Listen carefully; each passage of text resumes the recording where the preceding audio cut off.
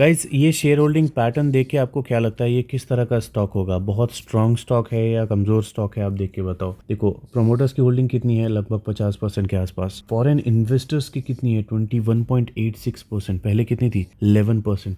तो लगभग डबल हो गई है। और म्यूचुअल फंड 5.73%। ठीक है, पहले से कम हो गया है लेकिन फिर भी अच्छी खासी होल्डिंग होती है 5.73। और पिछले क्वार्टर से आप देखेंगे तो ये इंक्रीज़ हुआ है।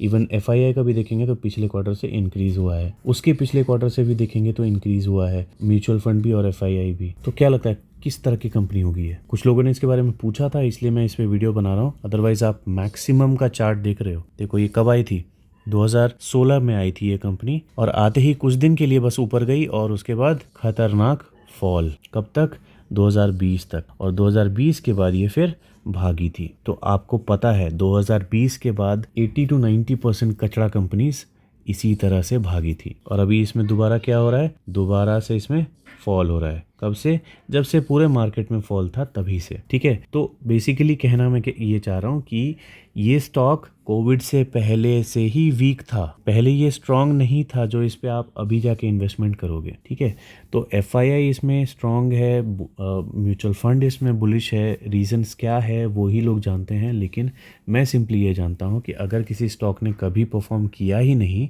तो मैं उसमें इन्वेस्टमेंट नहीं करूँगा, चाहे कोई भी इसमें बुलिश हो, चाहे कोई भी इसमें कोई भी राय रखता हो। आप में से कई लोग सोच रहे होंगे कि ये वापस इस लेवल पे आएगा तो मैं बाय कर लूँगा, तो कितना उससे ज़्यादा गिरेगा, है ना।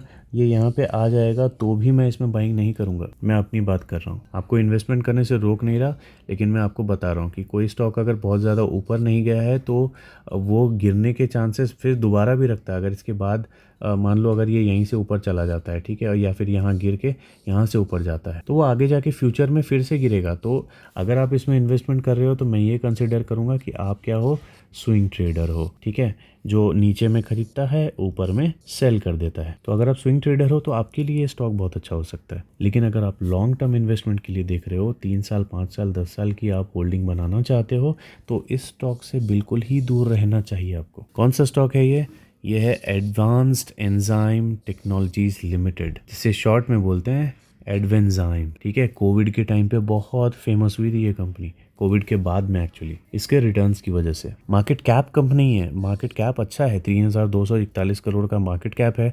ROCE और ROE जो है एवरेज से कम है, 15 को मैं एवरेज मानता हूँ, उससे ये कम है। ठीक है, डिविडेंड भी ये कंपनी दे रही है। ऑब्वियसली बड़ी अगर मार्केट कैप है तो डिविडेंड दे ही देती है। इस तरह की कंपनीज जो आपको इन्वेस्टमेंट के ऊपर वैल्यू नहीं दे रही, वो आपको डिविडेंड दे दे के आपको अपना इन्वेस्टर बना के रखती है। ठीक है, डेट भी इसके ऊपर कुछ नहीं है, लगभग ना के बराबर 0.03 का डेट टू इक्विटी रेशियो है। तो डेट भी इसके ऊपर नहीं है।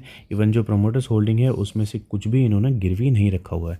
तो अगर आपके पास इसकी होल्डिंग है तो बेचने की ज़रूरत नहीं है, लेकिन इसमें नई इन्वेस्टमेंट करने के लिए मुझे ये कंपनी अच्छी नहीं लगती लॉन्ग टर्म इन्वेस्टमेंट के पर्सपेक्टिव से। स्विंग ट्रेडिंग के लिए ये कंपनी अच्छी है। अब इसके क्वार्टरली रिजल्ट जो है मार्च वाले वो आ चुके हैं और वो पिछले क्वार्टर से बेटर है, लेकिन पिछले साल के सेम क्वार्टर से भी बेटर है। ठीक है, तो हो सकता है ये रीज़न हो कि इसमें FI और म्यूचुअल फंड ने दोनों ने अपनी बाइंग बढ़ा ली है। लेकिन अगर इसका एनुअल नेट प्रॉफिट आप देखेंगे तो 2021 से इसमें फिर से कंटिन्यूस फॉल आ रहा है, लेकिन लॉन्ग टर्म में देखेंगे तो 2016 से कंटिन्यूसली ये ऊपर जाता हुआ दिख रहा है। लेकिन मेरा कंफ्यूजन एग्जैक्टली वही है कि 2016 से अगर प्रॉफिट इसका ऊपर जा रहा है तो ये क्यों नीचे गिरता जा रहा है। अब देख रहे हो 2016 में जब से लिस्ट हुआ है थोड़ा सा इसमें जो भी शॉर्ट टर्म का प्रॉफिट दिया, उसके बाद देखो कैसी गंदी वाली फॉल आई है। अभी ऐसी वाली अगर फॉल इसने यहाँ से दिखाना शुरू कर दिया तो मेरे इन्वेस्टमेंट अमाउंट का क्या होगा, है कि नहीं। यहाँ से थोड़ा सा टर्न करता हुआ दिख ही रहा है, लेकिन ये कोई अच्छा खासा टर्न नहीं है। अभी इसको अगर ब्रेक कर देता है ना तो मेरे हिसाब से स्विंग ट्रेडर्स को तो यहाँ पे एंटर करना चाहिए। ठीक है, इसके थोड़ा सा ऊपर, तब लगेगा कि हाँ ये पलट गया। पलटने के बाद भी लॉन्ग टर्म इन्वेस्टर्स के लिए अच्छा नहीं है। ठीक है, तो इसके कैंडल वाले चार्ट में जाके मैं टाइम वेस्ट नहीं करूँगा आपको बस सिंपल सा ये बताना था। अगर आप स्विंग ट्रेडर हो तो इसमें जाओ, अगर आप लॉन्ग टर्म इन्वेस्टर हो तो बाकी बहुत सारे वीडियोस मैंने बनाए हैं अच्छे अच्छे स्टॉक्स पे, आप उनको ट्रैक करो। ठीक है, बाकी आपके व्यूज़ और क्या हैं इसके ऊपर आप मुझे कमेंट सेक्शन में लिख के बता सकते हो। बाकी मिलते हैं अगली वीडियो में।